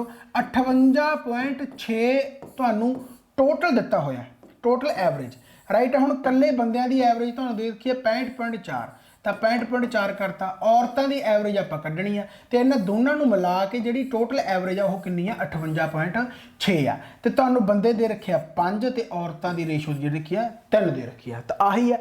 तो 65.4 माइनस 58.6 बराबर, हुण इहनूं x मनी जाओ, ठीक है ना, तो उस तरीके नाल तुहानूं करना पऊगा। तो 3 के बराबर है, यानी जेकर 65.4 चों 65.4 चों तुसीं 58.6 घटाओगे तो 14 चों 6 कड्ढे 8 आ जाऊगा, 14 चो 8 कड्ढे 6 आ जाऊगा, 6.8 के बराबर आ गया, आह 6.8 के बराबर आ गया, राइट। तो तुहानूं इत्थे कढ़ना पऊगा भी जे 3 बराबर, जेकर आह 3 बराबर 6.8 दे आ तो फिर 5 बराबर किहदे होऊगा, तो तुसीं इस तरीके नाल कढ़ोगे, राइट। तो इत्थे आह 0 उतारनी पैनी, 5 6 का 30, तो 6 एकम 6 6 एकम 6, तो यह कितना आ जाऊगा 6 कितना 11 आ गया, ठीक है। तो 6 30 18 11.33 आ गया समथिंग, राइट। तो इत्थे तुहानूं 11.33 करना पऊगा, राइट है, 11.33, राइट। तो हुण 58.6 चों 11.33 घटा दो, ਤਾਂ ਜਦੋਂ 58.6 ਚੋਂ 11.33 ਘਟਾਉਂਗੇ ਕਿਉਂਕਿ ਇੱਥੇ ਵੈਲਿਊ ਲੈ ਕੇ ਆਉਣੀ, ਇੱਥੇ ਹੁਣ ਛੋਟੀ ਵੈਲਿਊ ਹੋਊਗੀ, ਇੱਥੇ ਆਹ ਵੱਡੀ ਵੈਲਿਊ ਹੈ, ਵੱਡੀ ਚੋਂ ਆਪਾਂ ਛੋਟੀ ਘਟਾਤਾ, ਹੁਣ ਇੱਥੇ ਆਹ ਵੱਡੀ ਹੋਊਗੀ ਫਿਰ ਆਹ ਛੋਟੀ ਹੋਊਗੀ, ਤਾਂ 58.6 ਆਹ 11.33 ਕਿਵੇਂ ਆਊਗਾ? 58.6 ਦੇਖੋ 3 ਆ ਗਿਆ, ਇੱਥੇ ਆ ਗਿਆ 7 ਆ ਗਿਆ, ਇੱਥੇ 47.3 ਆ ਗਿਆ, ਯਾਨੀ ਇੱਥੇ ਔਰਤਾਂ ਦੀ 47.3 ਹੋਊਗੀ, ਤਾਂ ਹੀ ਇਹ ਘਟ ਕੇ 11.33 ਆਇਆ, ਤਾਂ 47.3 ਯਾਨੀ 47.27 ਉਹੀ ਰਾਈਟ। ਸੋ ਕਹਿਣ ਦਾ ਮਤਲਬ ਕੀ ਆ ਕਿ ਜਿਵੇਂ ਐਲੀਗੇਸ਼ਨ ਮੈਥਡ ਨਾਲ ਕਰਨਾ, ਐਲੀਗੇਸ਼ਨ ਮੈਥਡ ਨਾਲ ਕਰ ਸਕਦੇ ਹੋ, ਪਰ ਇਹ ਹੁਣ ਉਹਨਾਂ ਦੀ ਪੱਲੇ ਪਿਆ ਹੋਊਗਾ ਜਿਨ੍ਹਾਂ ਨੇ ਐਲੀਗੇਸ਼ਨ ਮੈਥਡ ਥੋੜਾ ਬਹੁਤ ਕੀ ਕਰ ਰੱਖਿਆ ਹੋਊਗਾ, ਠੀਕ ਆ। ਸੋ ਜਦੋਂ ਰਿਵੀਜ਼ਨ ਕਰਦੇ ਆ ਤਾਂ ਥੋੜਾ ਜਿਹਾ ਘੱਟ ਡਰਾਉਣਾ ਪੈਂਦਾਗਾ, ਕਿਉਂਕਿ ਡਰਾਇਆ ਉਦੋਂ ਹੀ ਜਾ ਸਕਦਾ ਜਦੋਂ ਪੇਪਰ ਦੇ ਵਿੱਚ ਟਾਈਮ ਪਿਆ ਹੋਵੇ, ਫਿਰ ਕਹੀਦਾ ਵੀ ਭਾਈ ਹੁਣ ਟਾਈਮ ਹੈਗਾ ਪੜ੍ਹ ਲਓ, ਪਰ ਹੁਣ ਪੇਪਰ ਕੋਲੇ ਆ ਕੇ ਤੁਸੀਂ ਐਲੀਗੇਸ਼ਨ ਮੈਥਡ ਨਾਲ ਪੰਗੇ ਲਾਓਗੇ ਤਾਂ ਫਿਰ ਫਾਇਦਾ ਨਹੀਂ, ਰਾਈਟ। ਸੋ 47.27 ਤੁਹਾਡਾ ਆਨਸਰ ਆ ਗਿਆ, ਬਹੁਤ ਸਿੰਪਲ। ਦੇਖੋ ਭਾਈ ਹੁਣ ਕੁਐਸਚਨ ਇਹੋ ਜਿਹੇ ਸੌਖੇ ਕੁਐਸਚਨ ਵੀ ਤੁਹਾਡੇ ਸਾਹਮਣੇ ਆ ਸਕਦੇ ਆ, ਹੁਣ ਮੈਂ ਕੁਝ ਸੌਖੇ ਕੁਐਸਚਨ ਵੀ ਕਰਾ ਦਿੰਦਾ, ਕਿਤੇ ਆਏ ਨਾ ਹੋਵੇ, ਹਾਲਾਂਕਿ ਪਿਛਲੇ ਵੀ ਸੌਖੇ ਹੀ ਆ ਪਰ ਕਈ ਜਣਿਆਂ ਨੇ ਥੋੜਾ ਬਹੁਤ ਡਰਾ ਸਕਦੇ ਆ। ਹੁਣ ਆਹ ਕੁਐਸਚਨ ਦੇਖੋ, ਕਹਿੰਦਾ ਰੇਸ਼ੋ ਆਫ 2 ਨੰਬਰਸ 10:7 ਐਂਡ ਉਹਨਾਂ ਦਾ ਡਿਫਰੈਂਸ ਆ ਜਿਹੜਾ 105 ਆ। ਹੁਣ ਰੇਸ਼ੋ ਦੇ ਵਿੱਚ ਡਿਫਰੈਂਸ ਕਿੰਨਾ ਗਾ? ਰੇਸ਼ੋ ਦੇ ਵਿੱਚ ਡਿਫਰੈਂਸ 3 ਆ, ਤੇ ਆਹੀ ਡਿਫਰੈਂਸ ਤੁਹਾਨੂੰ 105 ਦੇ ਬਰਾਬਰ ਦੇ ਰੱਖਿਆ। ਕਹਿੰਦਾ ਸਮ ਆਫ ਦੋਜ਼ ਨੰਬਰ, ਹੁਣ ਯਾਨੀ ਇਹਨਾਂ ਦਾ ਜੋੜ ਦੱਸਣਾਗਾ, ਤੇ ਜੋੜ ਕਿੰਨਾ ਗਾ? 17, ਯਾਨੀ ਜੇਕਰ ਡਿਫਰੈਂਸ 3 ਬਰਾਬਰ 105 ਦੇ ਆ ਤਾਂ 17 ਬਰਾਬਰ ਕਿਹਦੇ ਹੋਊਗਾ? ਤਾਂ 105/3 ਗੁਣਾ 17, 3 9 3 5 15, ਤਾਂ 17 30 510, 17 5 85 595 ਇਸ ਦਾ ਰਾਈਟ ਆਨਸਰ। ਰਾਈਟ, ਤਾਂ ਸਿੱਧਾ ਸਿੱਧਾ ਤੁਸੀਂ ਮਲਟੀਪਲਾਈ ਹੀ ਕਰਨੀ ਆ, ਹੋਰ ਕੱਖ ਨਹੀਂ, ਸਿੰਪਲ। ਡਿਫਰੈਂਸ ਤੁਹਾਨੂੰ 105 ਦੇ ਜੋੜ ਤੁਸੀਂ ਕੱਢ ਲਿਆ, 595 ਦੇ ਬਰਾਬਰ ਆ ਗਿਆ। ਨੈਕਸਟ ਕੁਐਸਚਨ ਦੇਖੋ ਕਿੰਨਾ ਜ਼ਿਆਦਾ ਸੌਖਾ, ਤਾਂ ਸਿੱਧਾ ਹੀ ਹੈ, ਕੈਲਕੂਲੇਸ਼ਨ ਹੈ, ਸਿੰਪਲੀਫਿਕੇਸ਼ਨ ਹੈ। ਤਾਂ 8 ਆ ਗਿਆ, 8 ਨਾਮ 72 ਆ ਗਿਆ, 72 y ਆ ਗਿਆ, 19 5 95 ਅਤੇ 5 30 15 y ਆ ਗਿਆ। ਰਾਈਟ, 72 ਨੂੰ ਉਧਰ ਲੈ ਜਾਓ, ਪਲੱਸ 72 ਆ ਜਾਊਗਾ, ਤਾਂ ਕਿੰਨਾ ਬਣ ਗਿਆ ਇਹ ਮੇਰੇ ਹਿਸਾਬ ਦੇ ਨਾਲ 58, 12 ਚੋਂ ਤੁਸੀਂ ਕਿੰਨਾ 67 ਹੈ ਨਾ 57, 57 y ਆ ਗਿਆ, ਤੇ 95 ਚੋਂ 8 ਕੱਢੋਗੇ ਕਿੰਨਾ ਆ ਜਾਊਗਾ? 87, ਉਹ ਵੀ ਮਾਈਨਸ ਦਾ, ਰਾਈਟ, ਮਾਈਨਸ ਦਾ 87 ਆ ਜਾਊਗਾ, ਯਾਨੀ y ਬਰਾਬਰ ਆ ਜਿਹੜਾ ਉਹ 87 ਬਟਾ ਕਿੰਨਾ ਆ ਗਿਆ ਤੁਹਾਡਾ? ਇਹ 57 ਆ ਗਿਆ, ਇਹ ਵੀ ਮਾਈਨਸ ਦਾ।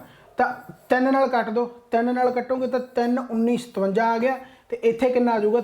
3 29 87 ਆ ਗਿਆ, ਤਾਂ -29/19 ਆਨਸਰ ਤੁਹਾਡਾ ਆ ਗਿਆ। ਬਹੁਤ ਸਿੰਪਲ ਤਰੀਕੇ ਦੇ ਨਾਲ ਇਹੋ ਜਿਹੇ ਕੁਐਸਚਨ ਤੁਹਾਨੂੰ ਪੇਪਰਾਂ ਦੇ ਵਿੱਚ ਮਿਲ ਸਕਦੇ, ਕਿਉਂਕਿ ਕਲੈਰੀਕਲ ਲੈਵਲ ਦਾ ਪੇਪਰ ਆ, ਕੋਈ ਬਾਹਲੀ ਵੱਡੀ ਗੱਲ ਨਹੀਂ ਹੈਗੀ। ਗਾਹਾਂ ਵਾਲਾ ਕੁਐਸਚਨ ਕਹਿੰਦਾ cost price of 15 books is equal to the selling price of 9 books. ਕਿੰਨੇ ਵਾਰੀ ਕੁਐਸਚਨ ਆਪਾਂ ਕੀਤੇ ਹੋਇਆ। ਕਹਿੰਦਾ cost price of 15 books is equal to the selling price of 9 books, ਤਾਂ ਪ੍ਰੋਫਿਟ ਦੱਸੋ। ਸਿੱਧੀ ਜੀ ਗੱਲ ਹੈ, ਕਾਸਟ ਮੈਂ ਹਮੇਸ਼ਾ ਦੱਸਿਆ ਕਿ ਇਹੋ ਜਿਹੇ ਕੁਐਸਚਨ ਜਦੋਂ ਕਰਨੇ ਹੋਣ ਤਾਂ ਐਵੇਂ ਲਿਖ ਲਓ, ਯਾਨੀ ਇੱਥੇ ਕਾਸਟ ਪ੍ਰਾਈਸ ਆ ਜਿਹੜਾ ਤੁਹਾਡਾ ਉਹ 9 ਹੈ, ਤੇ ਜਿਹੜਾ ਸੈਲਿੰਗ ਪ੍ਰਾਈਸ ਆ ਜਿਹੜਾ ਤੁਹਾਡਾ ਉਹ 15। ਹੁਣ ਕਿਉਂ ਐਵੇਂ ਆਇਆ, ਇਹਦੇ ਵਾਸਤੇ ਤਾਂ ਲੈਕਚਰ ਪੂਰੇ ਦੇਖਣੇ ਪੈਂਦੇ ਆ, ਇਹ ਕਨਸੈਪਟ ਆ, ਰਾਈਟ। ਤਾਂ ਮੈਂ ਦੱਸਿਆ ਕਿ ਜਦੋਂ ਵੀ ਐਵੇਂ ਲਾਈਨ ਆ ਜਾਏ ਤਾਂ simple cost price of 15 books selling price of 9 books, ਬਹੁਤ ਸਿੰਪਲ ਹੈ। ਤਾਂ ਇਹਦਾ ਮਤਲਬ ਜਿਹੜਾ ਕਾਸਟ ਪ੍ਰਾਈਸ ਆ ਉਹ 9 ਹੈ, ਤੇ ਸੈਲਿੰਗ ਪ੍ਰਾਈਸ ਆ ਜਿਹੜਾ ਉਹ 15 ਹੈਗਾ। ਪ੍ਰੋਫਿਟ ਪਰਸੈਂਟ ਕੱਢਣਾਗਾ ਤਾਂ 9, ਯਾਨੀ 6 ਰੁਪਈਆਂ ਦਾ ਫਾਇਦਾ ਕਿਸ ਪਿੱਛੇ? 9 ਪਿੱਛੇ। ਤਾਂ ਬਟੇ ਕਾਸਟ ਪ੍ਰਾਈਸ, ਤਾਂ 3 ਦੂਣੀ 30 9, 200/3 ਯਾਨੀ 66.66 ਆਨਸਰ ਆ ਗਿਆ। ਕਿੰਨਾ ਜ਼ਿਆਦਾ ਸਿੰਪਲ ਤੇ ਕਿੰਨਾ ਜ਼ਿਆਦਾ ਆਸਾਨ। 200/3 ਤੁਹਾਡੇ ਸਾਹਮਣੇ ਆਨਸਰ ਪਿਆ, ਰਾਈਟ ਹੋ ਗਿਆ। ਨੈਕਸਟ ਕੁਐਸਚਨ ਦੇਖੋ ਧਿਆਨ ਦੇ ਨਾਲ, ਕਹਿੰਦਾ ਜੀ ਐਵਰੇਜ ਆਫ, ਅੱਛਾ ਇੱਕ ਚੀਜ਼ ਹੋਰ ਮੈਂ ਦੱਸਣ ਲੱਗਿਆ ਕਿ ਮੇ ਵੀ ਹਜੇ ਪੱਕਾ ਨਹੀਂ ਹੈਗਾ, ਕਿਉਂਕਿ ਟਾਈਮ ਦੀ ਬੜੀ ਸ਼ਾਰਟੇਜ ਹੈ ਇਸ ਮਹੀਨੇ ਦੇ ਵਿੱਚ। ਐਂ ਕਹਿ ਲਓ ਵੀ ਇਹ ਟਾਈਮ ਹੀ ਐਸਾ ਹੁੰਦਾ ਜਦੋਂ ਵਿਆਹ ਵਗੈਰਾ ਬਹੁਤ ਆਏ ਹੁੰਦੇ ਆ, ਰਾਈਟ।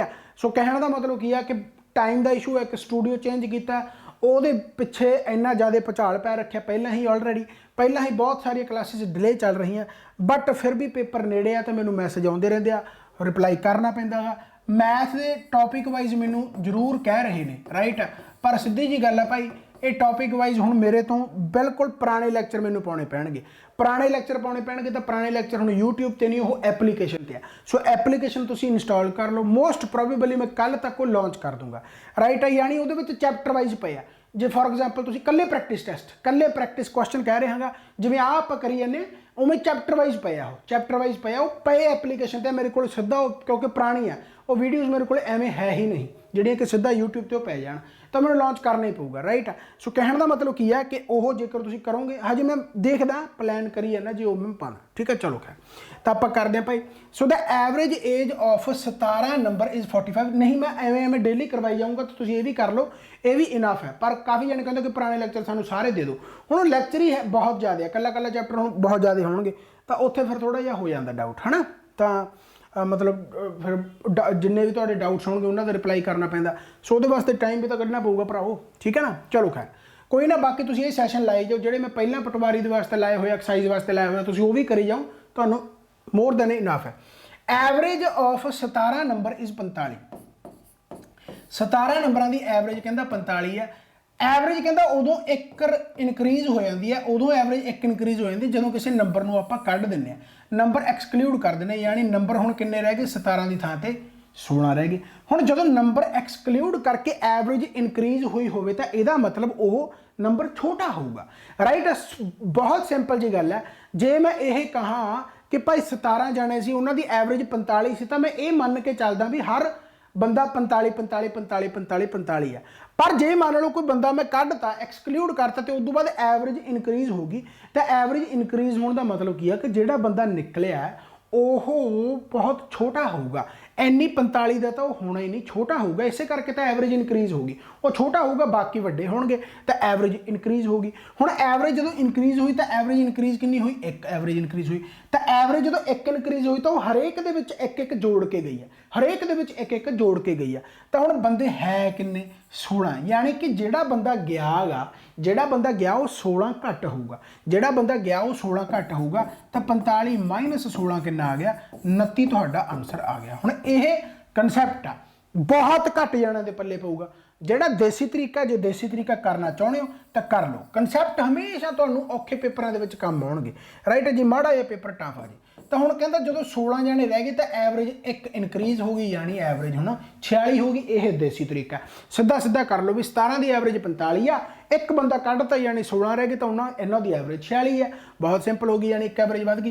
तो इन्हों का जोड़ कितना होगा 17 चौके 68, 17 5 85, तो 68 680, 20 जोड़ दो 700, उस बाद 65 रह गए 765, यानी इन्हों का जो जोड़ बन गया 765 बन गया। तो इन्हों का जोड़ कितना बनूगा 16 की एवरेज 46 होगी, तो 16 चौके 64 640, 16 6 96, 640 के 96 जोड़ दो, 640 के 60 जोड़ोगे तो 700 आ जाऊगा, मुड़ के 36 रह जाऊगा 736 आ गया, राइट। यानी इन्हों का जोड़ बन गया 736। हुण एक घट क्यों गया, क्योंकि एक जना निकल गया, तो वह किन्ने का होगा भाई, वह 29 का होगा, इसे करके फिर वह 29 आंसर बन गया। ठीक हो गया कि नहीं, पल्ले पै गई गल, बहुत ज़्यादा सौखा सी, बहुत ज़्यादा आसान सी। ये देसी तरीका है, ये भी तुहाडे वास्ते वधिया, राइट। कहता एक sum of money gave interest 450 at simple interest in 3 years. कहता 450 ਉਹਦਾ सिंपल इंटरस्ट है किन्ने सालों के विच, कहता जी 3 सालों के विच। कहता दसो find the simple interest when the same sum of money invested 5 year. हुण ये क्वेश्चन ते बहुत जाने मत्था किवें मारनगे कि एस आई है जी PRT अपॉन 100, फिर वो P लिखणगे, फिर रेट लभी जाणगे, रेट इत्थे है नहीं, ठीक है। फिर टाइम कहणगे जी टाइम 3 है, यानी इन्ना मत्था खपाई करके कोई फायदा नहीं हैगा। तुसीं थोड़ा जिहा क्वेश्चन नूं ध्यान दे नाल पढ़ना तो उस तो बाद करना। देखो सीधी जी गल है, सिंपल इंटरस्ट का मतलब कि सधारण ब्याज, हर साल ब्याज सेम है। तो 3 सालों का कहता 450 रुपया उन्होंने मिलिया, 3 सालों का उन्होंने 450 रुपया एज ए सिंपल इंटरस्ट मिलिया, तो 1 साल का कितना होगा 150, यानी उन्होंने हर साल 150 रुपया इंटरस्ट मिले, 150 150 150। हुण मूलधन तो सेम ही है, सेम सम है, तो कोई चक्कर नहीं, इंटरस्ट तो फिर उन्ना ही आऊगा जिन्ना मूलधन है, राइट। यानी कि इंटरस्ट हजे भी 150 ही आ रहा, पर कहता सिंपल इंटरस्ट दसो उस सम ते 5 सालों का, तो सिंपल इंटरस्ट का मतलब सेम ही होगा। तो हुण सिंपल जी गल है, जेकर 450 3 ਸਾਲਾਂ ਚ ਆਇਆ ਤਾਂ 1 ਸਾਲ ਦਾ ਕਿੰਨਾ ਹੋਊਗਾ 150 ਤਾਂ 5 ਸਾਲਾਂ ਦਾ ਕਿੰਨਾ ਹੋਊਗਾ 750 ਤਾਂ 750 ਤੁਹਾਡਾ ਆਨਸਰ ਆ ਗਿਆ ਕਿੱਥੇ ਪਿਆ ਆਪ 750 ਇਜ਼ ਦਾ ਰਾਈਟ ਆਨਸਰ ਕੀ ਇਸ ਕੁਐਸਚਨ ਦੇ ਵਿੱਚ ਕੀ ਸੀ ਕੱਖ ਵੀ ਨਹੀਂ ਰਾਈਟ ਬਹੁਤ ਸਿੰਪਲ ਤਰੀਕੇ ਨਾਲ ਤੁਹਾਨੂੰ ਦੱਸਦਾ ਅੱਛਾ ਡੀਆਈ ਦਾ ਕੁਐਸਚਨ ਹੈ ਬਹੁਤ ਹੀ ਸਿੰਪਲ ਕੁਐਸਚਨ ਤੁਹਾਨੂੰ ਆਊਗਾ ਪੇਪਰ ਦੇ ਵਿੱਚ ਹਾਲਾਂਕਿ मैं होर भी सैशन लूँगा तो मैं औखे औखे भी करवा दूंगा पर क्लैरिकल लैवल का तो मैनू नहीं लगता कोई बड़ा ज़्यादा औखा आऊगा टोटल एक्सपेंडिचर ऑफ परसन तो परसेंटेज के तौर पर दे रखा तो इधर तो दे रखा कि टोटल मंथली एक्सपेंडिचर है जोड़ा 50,000 है टोटल मंथली एक्सपेंडिचर वह किन्ना गा 50,000 है बहुत सिंपल है राइट हो गया find the expenditure on education कहना एजुकेशन का एक्सपेंडिचर दसो तो एजुकेशन आपको पॉइंट नाल दी हुई है यानी कि 24% की वैल्यू कढ़नी है तो आह 50,000 है जोड़ा 100% की वैल्यू दे रखी है टोटल तो 100% ही होगा पूरा चक्कर 24 6 30 45 75 ਤੇ 25 100 ਹੋ ਗਿਆ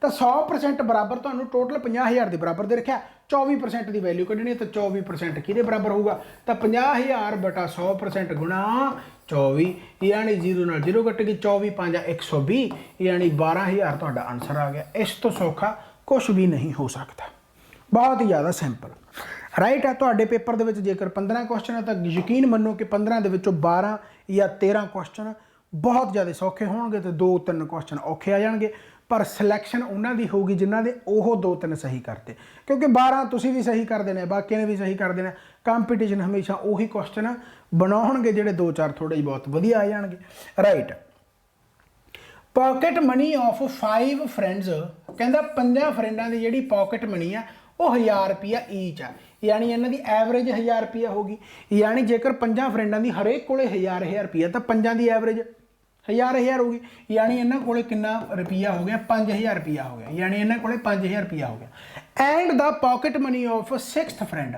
यानी जोड़ा 6वां दोस्त है कहता वो 600 रुपया घट है ₹600 less than the average pocket of 5 friends यानी जी 5 फ्रेंड है इन्हों की एवरेज 1000 रुपया इस तो 600 रुपया घट है जोड़ा 6वां हुण जेकर 600 रुपया घट है तो मतलब वो कोल कितना रुपया फिर 1000 तो 600 रुपया घट जेकर होगा एवरेज तो 400 रुपया वो कोल यानी वो 400 रुपया यानी 6 दे 6 जाने को कितना रुपया 5400 रुपया 6 दे 6 जाने को कितना रुपया 5400 रुपया तो अपन पूछा कि find the average pocket money of 6 friends तो बस फिर 6 की अपन एवरेज पूछी है बटा 6 कर दो तो कितना आ गया भाई 6 नाम 54 900 मैनू पता जिन्होंने मैथ वधिया आता होगा वो कहे यार यह जे क्वेश्चन क्यों कर रहे हैं पर उही गल भी कराने पैंदे आ कल क्वेश्चन कराए सी कहते जी तुसीं औखे कराई जाने औखे नहीं हैगे औखे सौखे सारे इक्को पेपर दे विच ही पए हुंदे आ आपां सौखे सौखे करके खुश हो जाने आ फिर कट ऑफ थोड़ी जी हाई चली जाती है फिर अजकल वो जमाना नहीं रहा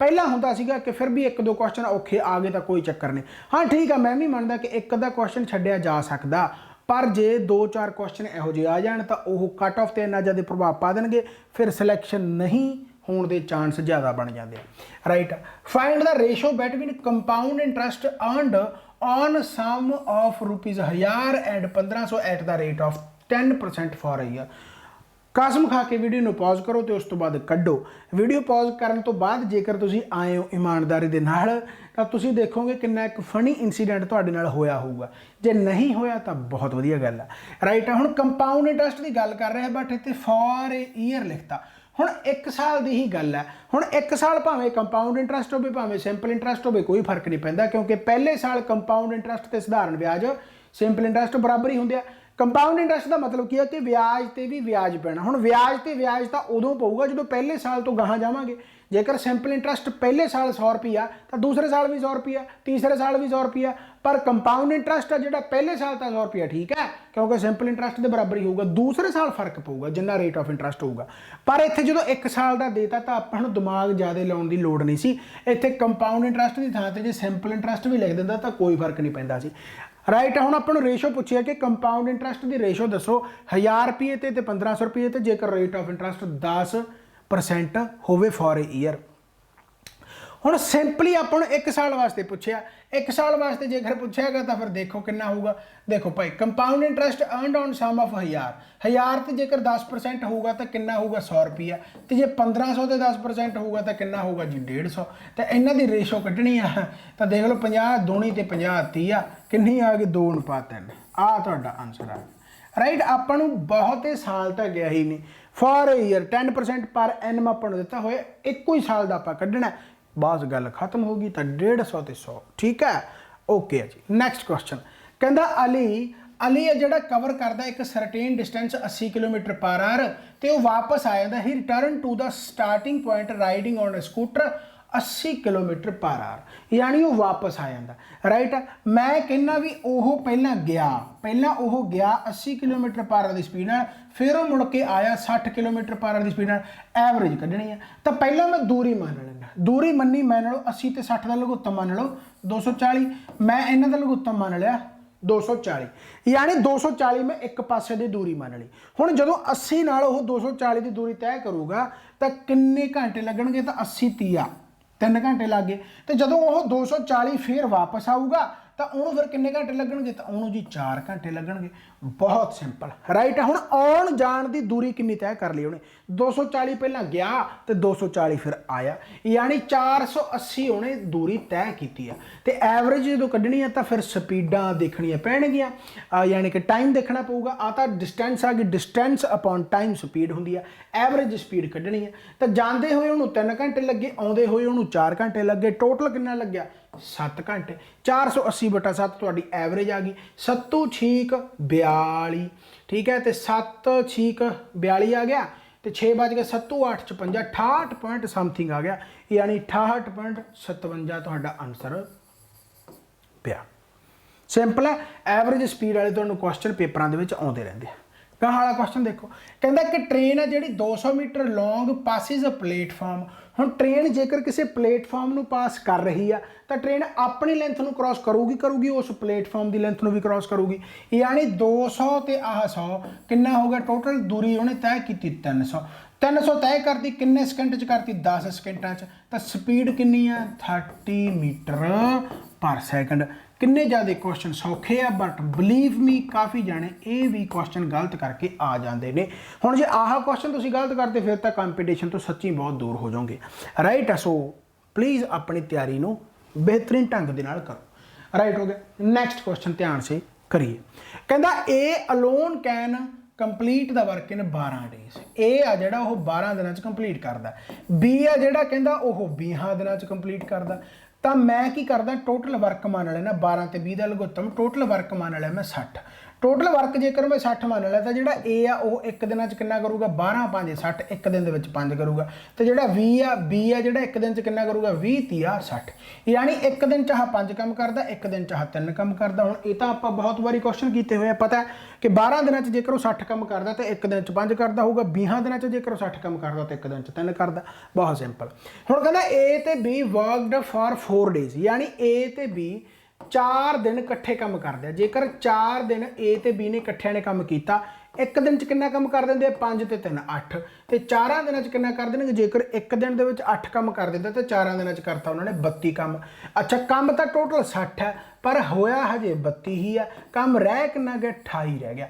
ਅੱਛਾ, ਇਸ ਤੋਂ ਬਾਅਦ ਕਹਿੰਦਾ and A left the work, ਯਾਨੀ ਕਿ A + B ਕੰਮ ਕਰਦੇ ਆ, 4 ਦਿਨਾਂ ਬਾਅਦ A ਛੱਡ ਜਾਂਦਾ, ਯਾਨੀ ਇੱਥੇ A ਛੱਡ ਗਿਆ, ਯਾਨੀ ਆਹ 32 ਕੰਮ ਪੂਰਾ ਹੋਣ ਤੋਂ ਬਾਅਦ A ਛੱਡ ਜਾਂਦਾ ਤੇ ਫਿਰ ਕੱਲਾ ਰਹਿ ਗਿਆ ਤੁਹਾਡਾ B, ਤੇ ਹੁਣ ਕਹਿੰਦਾ ਦੱਸੋ find the total number of days B worked for if the remaining work gets completed by B, ਯਾਨੀ ਜਿਹੜਾ ਬਚਿਆ ਹੋਇਆ ਕੰਮ ਆ ਉਹ ਕੱਲੇ B ਦੁਆਰਾ ਕੀਤਾ ਗਿਆ। ਤਾਂ ਟੋਟਲ ਨੰਬਰ ਆਫ ਡੇਜ਼ ਕੱਢਣਾ ਵੀ ਪੂਰੇ ਦਿਨ ਕੰਮ ਖਤਮ ਹੋਣ 'ਚ ਕਿੰਨੇ ਲੱਗੇ। ਤਾਂ 28 ਕੰਮ ਰਹਿ ਗਿਆ। ਜੇ ਕੱਲਾ B ਕਰੂਗਾ ਤਾਂ ਕੱਲਾ B ਇੱਕ ਦਿਨ ਦੇ ਵਿੱਚ 3 ਕਰਦਾ, ਤਾਂ ਬਾਕੀ ਬਚਿਆ ਕੰਮ ਕਿੰਨੇ ਦਿਨਾਂ 'ਚ ਕੰਮ ਖਤਮ ਕਰੂਗਾ, 28/3, ਯਾਨੀ 28/3 ਦਿਨ ਤਾਂ ਕੱਲੇ B ਨੂੰ ਲੱਗਿਆ। ਇਸ ਤੋਂ ਪਹਿਲਾਂ ਵੀ ਦਿਨ ਤਾਂ ਲੱਗੇ ਆ, ਆਹ ਜਿਹੜੇ 4 ਦਿਨ ਕੰਮ ਕੀਤਾਗਾ, 4 ਦਿਨ ਆਪਾਂ ਨੂੰ ਟੋਟਲ ਨੰਬਰ ਆਫ ਡੇਜ਼ ਪੁੱਛਿਆ ਪੂਰਾ ਕੰਮ, ਤਾਂ ਆਹ 4 ਵੀ ਦਿਨ ਆਪਾਂ ਨਾਲ ਜੋੜ ਦਾਂਗੇ, ਤਾਂ 3 ਚੌਕੇ 12, 40/3 ਤੁਹਾਡਾ ਆਨਸਰ ਆ ਜਾਊਗਾ, ਯਾਨੀ ਟੋਟਲ ਦਿਨ ਆਪਾਂ ਨੂੰ 40/3 ਲੱਗੇ। ਜੇ ਆਪਾਂ ਨੂੰ ਕੱਲੇ B ਦਾ ਪੁੱਛਿਆ ਹੁੰਦਾ ਵੀ ਬਾਕੀ ਬਚਿਆ ਕੰਮ ਕੱਲੇ B ਦੁਆਰਾ ਕਿੰਨੇ ਦਿਨਾਂ 'ਚ ਕੀਤਾ ਗਿਆ, ਫਿਰ ਆਪਾਂ 28/3 ਆਨਸਰ ਲਾ ਦਿੰਦੇ। ਪਰ ਆਪਾਂ ਨੂੰ ਟੋਟਲ ਨੰਬਰ ਆਫ ਡੇਜ਼ ਕਿਹਾ ਹੈ ਕਿ B ਨੇ ਬਾਕੀ ਬਚਿਆ ਕੰਮ ਵੀ ਖਤਮ ਕਰਤਾ, ਪਰ ਟੋਟਲ ਡੇ ਦੱਸੋ ਕਿੰਨੇ ਆ। ਤਾਂ ਟੋਟਲ ਡੇ ਦੇ ਵਿੱਚ ਫਿਰ ਆਪਾਂ ਨੂੰ ਪਹਿਲੇ 4 ਦਿਨ ਵੀ ਜੋੜਨੇ ਪੈਣਗੇ, 28/3 + 4 40/3 ਤੁਹਾਡਾ ਆਨਸਰ ਆ ਗਿਆ, यानी कि आह तुहाडा आंसर पिया। बहुत सिंपल है, राइट हो गया। इस तो बाद वाला क्वेश्चन देखो भाई, ध्यान से इस क्वेश्चन को देखिए। A alone can complete the work in 20 days। A है ਜਿਹੜਾ ਕਹਿੰਦਾ 20 ਦਿਨਾਂ ਚ ਕਰ ਦਿੰਦਾ। B can alone the complete work 30 days। ਤਾਂ ਇਹਨੇ ਕਰਤਾ 30 ਦਿਨਾਂ ਚ। ਟੋਟਲ ਕੰਮ ਹੋ ਗਿਆ ਇਹਦਾ ਮਤਲਬ 60। ਤਾਂ ਇੱਕ ਦਿਨ ਦੇ ਵਿੱਚ ਆਹ 3 ਕਰਦਾ ਤੇ ਆਹ ਇੱਕ ਦਿਨ ਦੇ ਵਿੱਚ 30 ਦੁਣਾ 60 ਯਾਨੀ ਕਿ 2 ਕਰਦਾ। ਕਹਿੰਦਾ ਦੋਨਾਂ ਨੇ ਇਕੱਠਿਆਂ ਨੇ ਕੰਮ ਕੀਤਾ। ਦੇ ਬੋਥ ਵਰਕਡ ਫॉर 7 ਡੇਜ਼। यानी जेकर इकट्ठे काम करते तो एक दिन के 5 काम कर देंगे तो 7 दिन जेकर काम किया तो कितना काम करता 35 काम करता 35 काम करता 7 दिन 35 काम करता। हुण देखो क्वेश्चन की पूछा the fraction of work remained after 7 days. 7 दिन बाद जिन्ना काम बच गया उसकी रेशो दसनी है फ्रैक्शन दसनी है। हुण 60 चों 35 काम हो गया तो काम रह कितना गया 25 काम रह गया 25 काम रह गया 60 चों बस आही दसना सी इन्हां दी fraction. The fraction of work remained after 7 days 25 काम रह गया 60 चों तो इन्हां दी रेशो 5 5 25 5 12 60 यानी 5/12 तुहाडा की आ गया आंसर आ गया। आही तुहाडी फ्रैक्शन रहिंदी आ काम दी 5/12 is the right answer.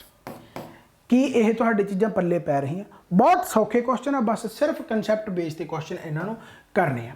Right है सो मैं अज बहुत सौखे क्वेश्चन कराए हैं थोड़े बहुत औखे क्वेश्चन शुरू के रहे होंगे। राइट है 4-5 क्वेश्चन मैं उस पैटर्न पर करा रहा कि पेपर के एवें ही आउणगे बहुत सौखे आ जाएंगे थोड़े बहुत 2-4 औखे आ जाएंगे पर बिलीव मी कि वह 2-4 तुहाडी कट ऑफ नूं इन्ना ज़्यादा वो कर देंगे आ थल्ले नूं मारदे आ तुहाडे नंबरां नूं थल्ले मारदे आ कि फिर आपां सिलैक्शन तो रह जाने। सो कोई भी अपने वालों सोच के जाओ कि आप 100% ही करना। मैं हमेशा कहना हुंदा कि मैथ रीजनिंग इन्ना ज़्यादा स्कोरिंग है चाहे एक्साइज का सी चाहे पटवारी का सी चाहे तुहाडा SSB क्लर्क होगा चाहे कांस्टेबल चाहे SI चाहे कोई भी मैथ रीजनिंग तुहाडा 100% होना चाहिए। हो सकता चलो ठीक है एक अद्धा क्वेश्चन तुहाडा गलत हो जाए कोई चक्कर नहीं पर जे 45 नंबरों का तो 40 होने चाहिए 42 होने चाहिए 43 होने चाहिए पर जे 45 चो 30 आ रहे हैं 32 आ रहे हैं 33 आ रहे हैं 38 आ रहे हैं 39 आ रहे हैं तो किते ना किते मिसटेक कर रहे हो फिर उलझन बाजी हो जूगी सिलैक्शन के राइट। सो एप्लीकेशन तुसीं जरूर इंस्टॉल करनी है। बाकी वीडियो नूं वध तों वध शेयर करो मैक्सीमम तो मैक्सीमम शेयर करो ताकि होर स्टूडेंट अपने नाल जुड़न ते उन्हां नूं भी इस तरीके दे पढ़न दा पता लगे। बाकी एप्लीकेशन इंस्टॉल कर लैनी है रेस अकैडमी ऑफिशियल ते बाकी चैनल नूं सबसक्राइब करो। आपां होर नवीं वीडियोज़ नाल मिलदे रहांगे इसे तरीके नाल। Thank you very much bye bye take care रब राखा बाबा नानक मेहर करे।